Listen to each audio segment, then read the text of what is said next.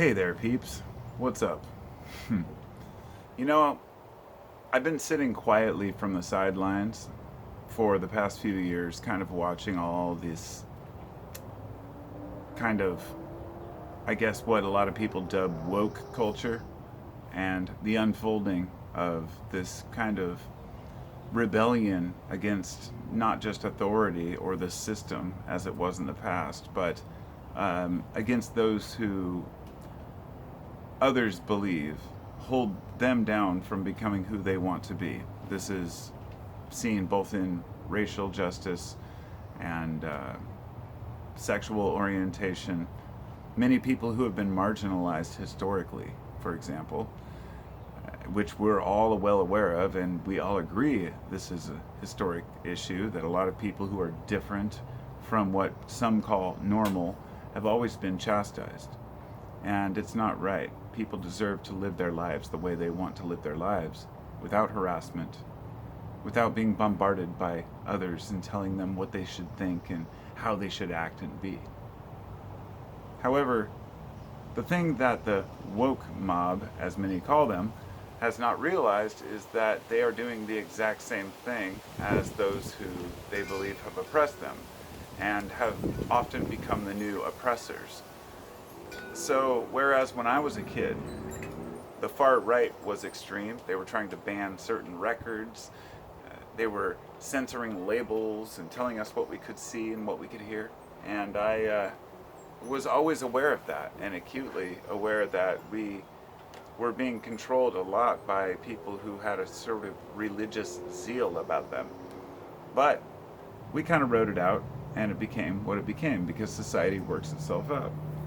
And people speak up, and now some of the things that would have been considered parental advisory when I was a kid are nothing more than just kind of a joke and a chuckle now.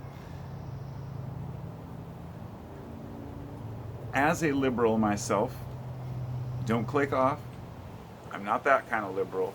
I guess what I would be is a left of center moderate.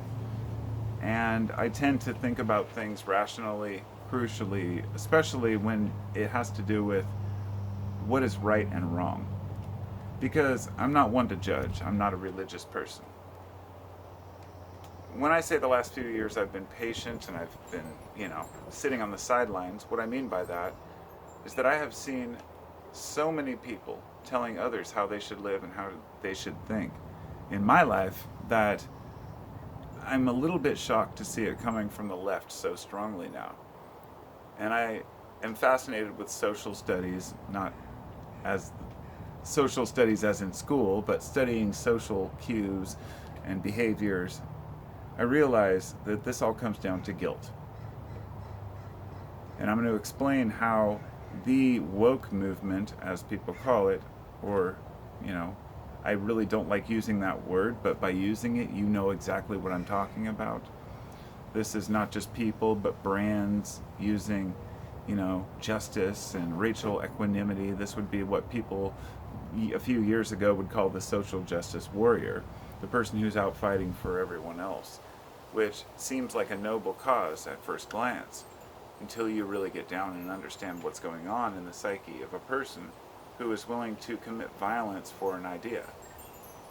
It is no different than any other idea that has been abused for profit and for notoriety and for that feeling that you're helping someone. And what's happening with guilt, I want to tell you a few of the places that guilt come from in our lives that we're well aware of. And this is what pisses me off, if anything. The fact that we have enough guilt in our lives. We are pre-programmed and primed to feel guilty. I don't know why. I don't understand whether it's socially constructed or it's just our own psyche and something that underlying that has to do with a higher power, or if it's just a defect. But we have guilt. We all have guilt. And this has been exploited and preyed upon by people since the beginning of time. If you want to live a happy life, then just be a good person and don't feel guilty about anything. And guilt is usually thrown at people from a few angles. Number one would be for your beliefs or your religion. People will make you feel guilty And even when you do believe in a certain religion, that religion will still make you feel guilty. You still need forgiveness. You've done something wrong. You're a born sinner. To me, that's the most absurd and preposterous notion ever.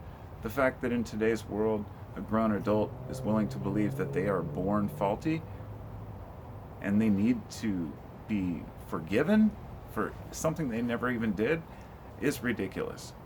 But it is very popular, it is very common among many religions that we're all born corrupted. And I prefer to believe that we're all born perfect. In other words, it's almost offensive to nature to believe that nature births us corrupt and forces us to learn a certain language so we can say certain words and incantations and be forgiven. It's beyond absurd to me, but I'm not trying to dismiss anyone's beliefs. I want to go on down the list here. The next thing that we feel guilt from, and the places we get guilt from, and one of the earliest, is from parents. Parents might use the religious guilt, or they might use the guilt of we got bad grades, right? Or we're not pulling our weight and doing our chores. But parents need to give us a certain amount of pressure to help us develop our character. You know, kids don't just learn from saying, oh, well, we'll let them decide who they are and what they want to do. And, oh, he just doesn't want to do chores. Hey, it's hard. Being a parent's hard. I don't have my kids doing a lot of chores, so I'm definitely not on that side of it. But the point is that much of the early guilt comes from parents. Another angle of guilt is from people who have chosen a certain lifestyle that may not be religious or oriented towards people. For example, vegans. You know, how much guilt have I heard from people when I say I eat meat? Oh, you shouldn't. The animal, they suffer. I can't get into that argument. But many people who are vegans have chosen to make others feel guilty for eating meat. And that doesn't work on me either. And I'm not going to go into the description of that. I guess the breatharians could make maybe the plant eaters feel guilty, because I believe plants are conscious too. So if you want to take it all the way down the line, you're killing insects by taking away their homes and harvesting plants. It's crazy. Being a human, we have to go through a lot of philosophical understanding to figure out what is really important and what's not. Do you draw the line at an insect versus an animal, and where is that line? And many different angles we get guilt from. For example, we seem to get guilt from our own confusion, but also our own lack of accomplishment. If we don't accomplish something we wanted to do, if we don't fulfill our own obligations, or we fail on someone, we feel guilty. We feel bad.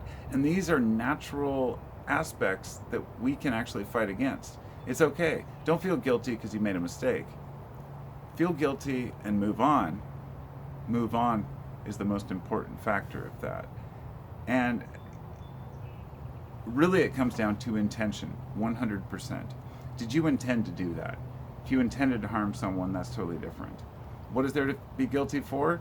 Well, I would say harming others intentionally, not protecting your tribe.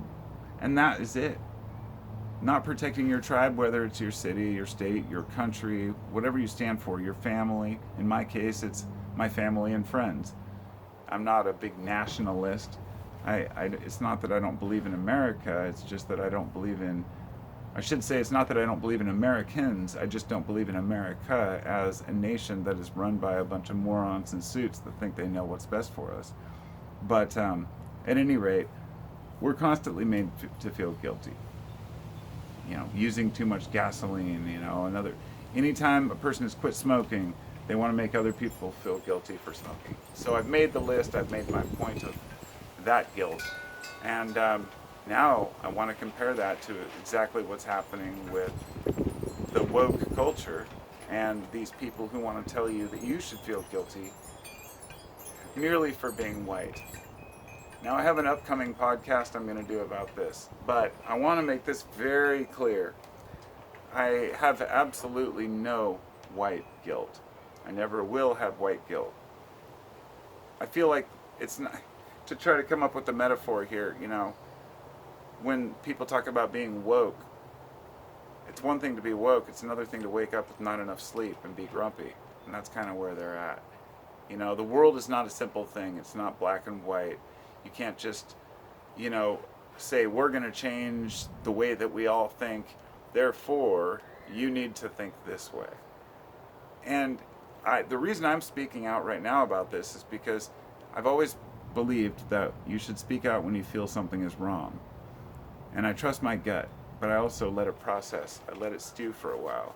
And these things have been stewing for a long time.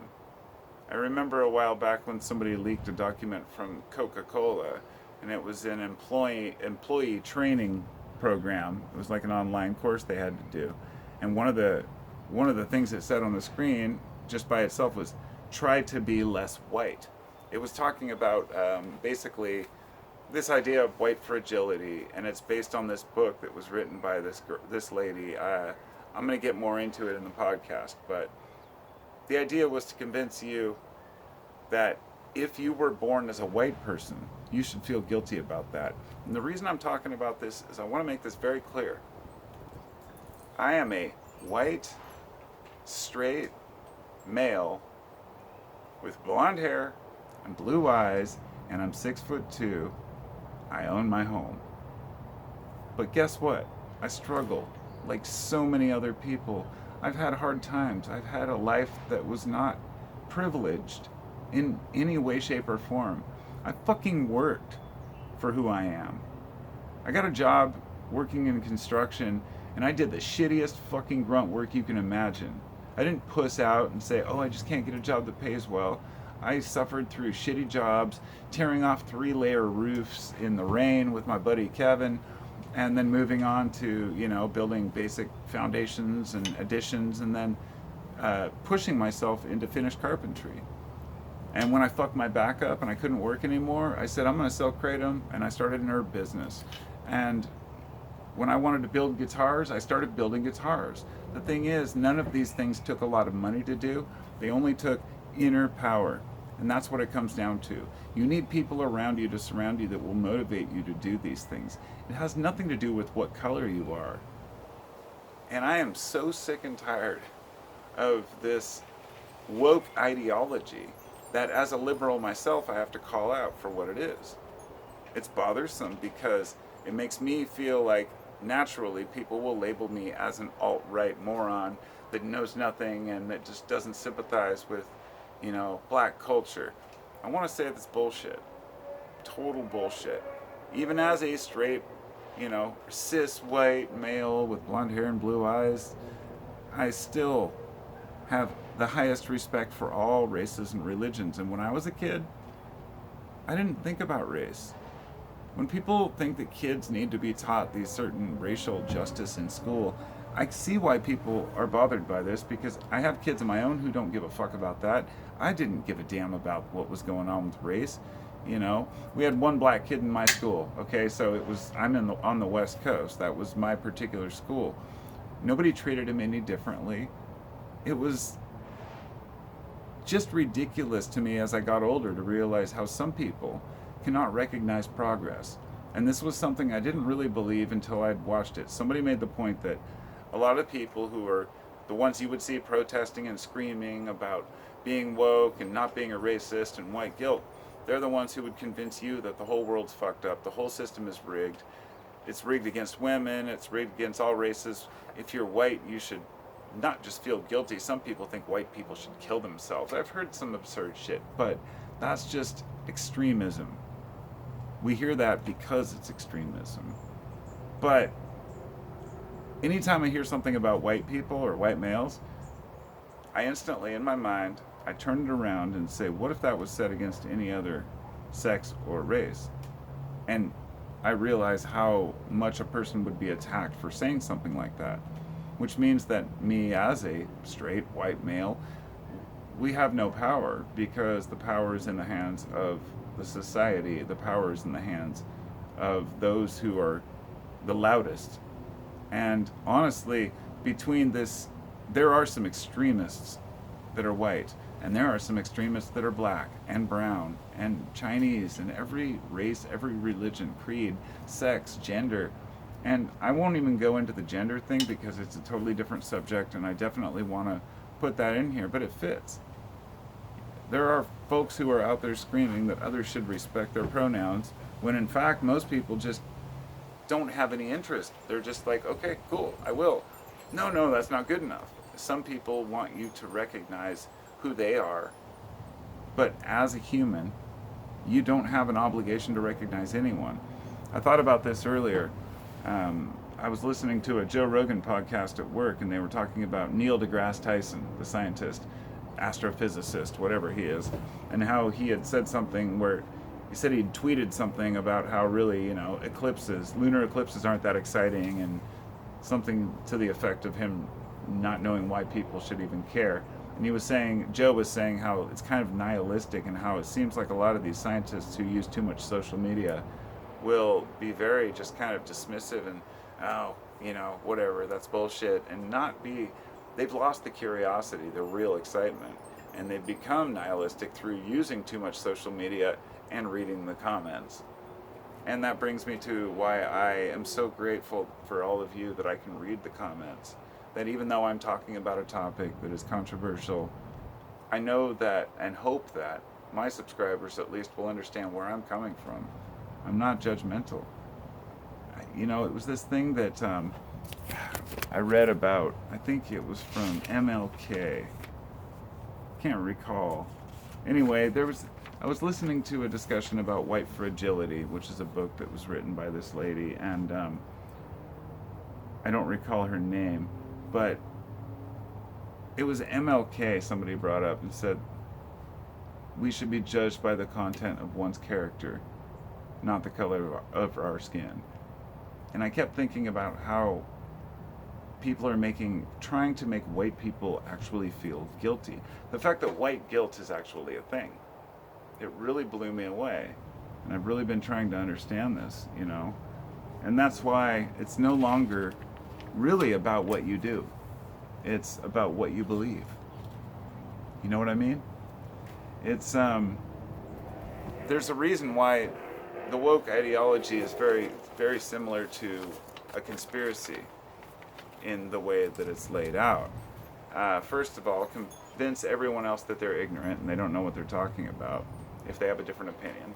Number two is tell them what to believe and how to believe it. Number three is chastise everyone who disagrees with your point of view. Number four, create a new reality without any scientific evidence, and then deny progress or gain, which, like I said, we've made a lot of progress in racial justice and equity since the 50s and 60s. We've come so far. I feel like people don't even want to recognize that right now at all. But the final one is to act oppressed, have chants and gatherings, which would be like the protests. And I've been to these. A couple of years ago, many of you who subscribe might remember when I went to Portland for the BLM protests. And I was down there doing a lot of photography. I've got a few hours of footage and a lot of pictures, and I still haven't shared it. It's one of those things that'll go down in history with the COVID documentary I'll probably do in a year, or 2 or 3. At any rate, it was a amazing experience to watch myself, of course, get tear gassed and have to deal with all that crap. But I was really just there to film, and I saw some crazy shit. What I realized at that protest and many afterwards is that there is a small element of very vocal minority that is extremely left.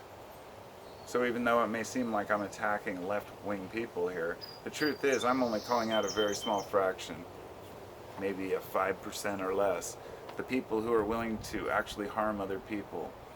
People who are willing to shoot people. People who are willing to say, well, if the person believes this, then they should die. To me, that is one of the saddest things about where we're at right now. That even though violence sometimes can be warranted, it's not warranted in the cases that we have right now. Would MLK cheer the killing of a Trump supporter during the riots? No, of course not. He was a pacifist.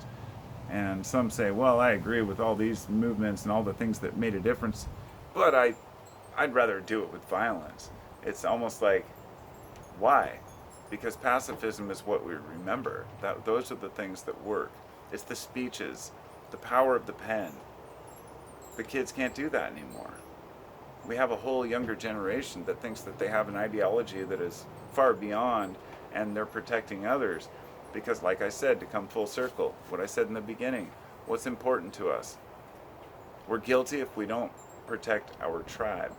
And if we think that our tribe is being harmed, even if it's not necessarily true, then we can create a whole delusion about how other people feel and think, even if that's not true. And god damn it, I was born in this country, I was raised in this country, I've lived here my whole life.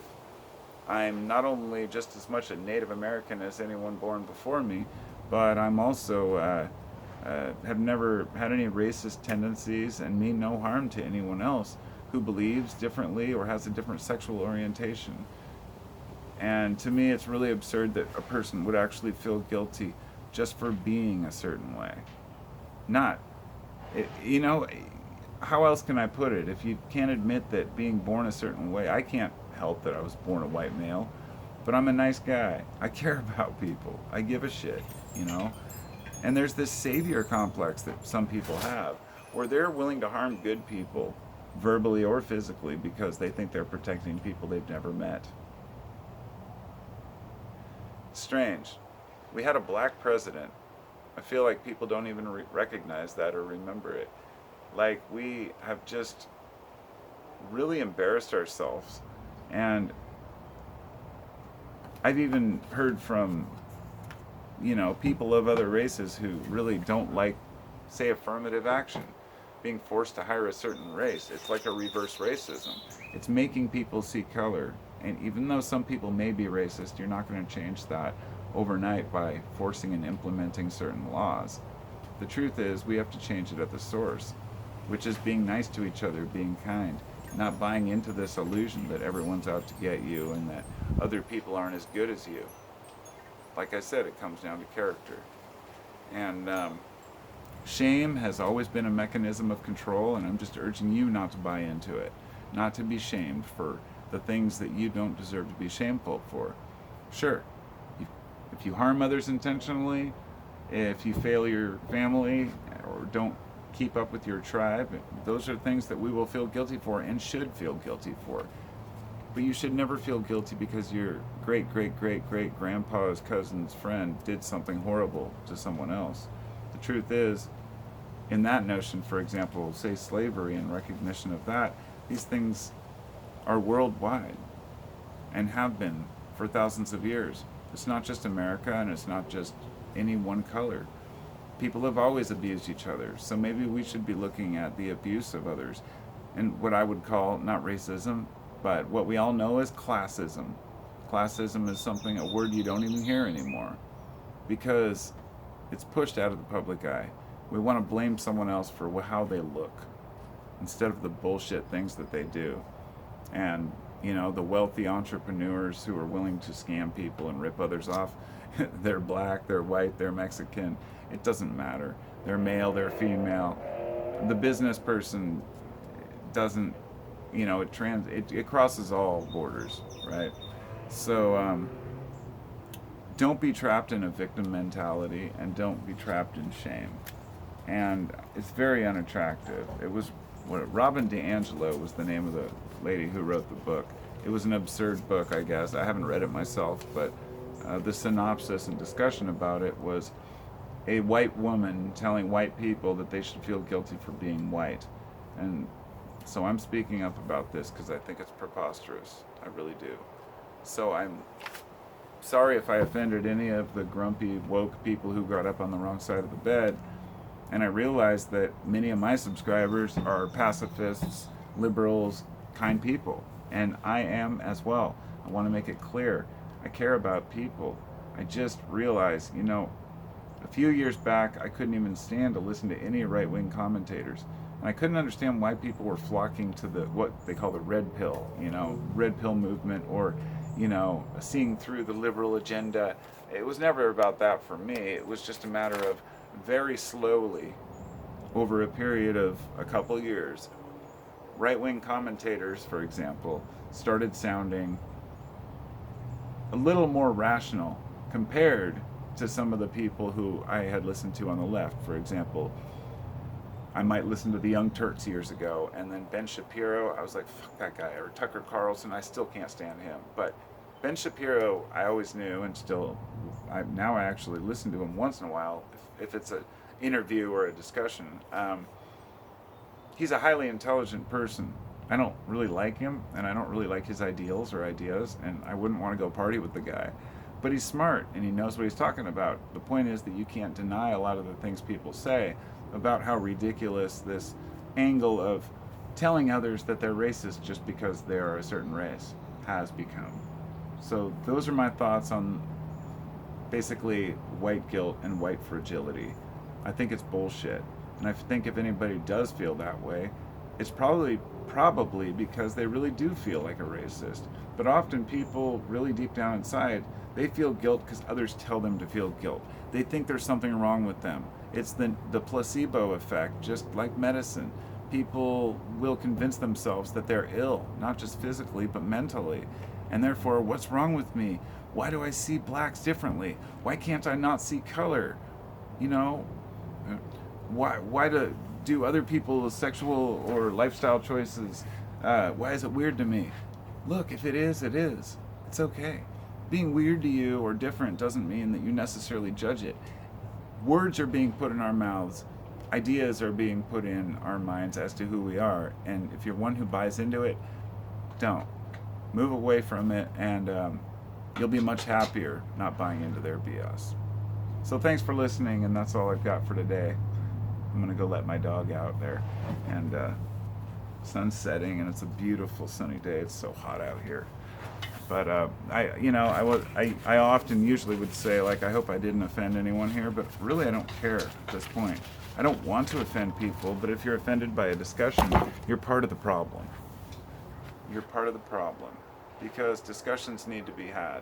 And we need to talk about this shit. Because ultimately we were all born in this world, and we all got to work this together. Regardless of how you look. It comes down to your values and your intentions. Please let me know what you think in the comments, and I will talk to you next time. For more access to videos like this, you can join my Patreon, where I post some of the more controversial stuff, or my other channel, which is Carpolosophy 101, I think. And be sure to check out the podcast, because that's where I put my deepest thoughts. 15-minute free thinking. And I should have made this into a podcast, but I just needed to get that out, you know. It's become preposterous.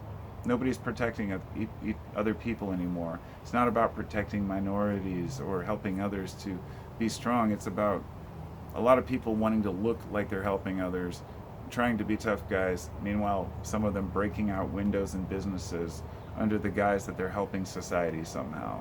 This black bloc, which is really, the black bloc is the European version of can't even remember what they're called now. The group of people, Antifa.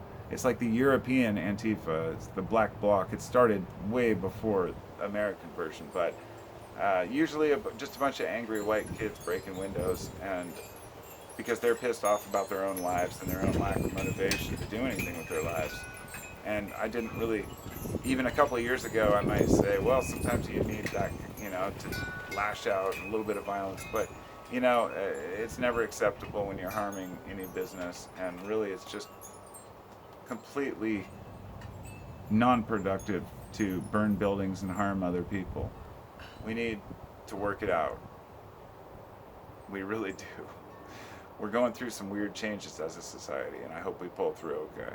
Anyway, I'll talk to y'all next time. Thanks for listening, and just remember, people are all just people. Peace.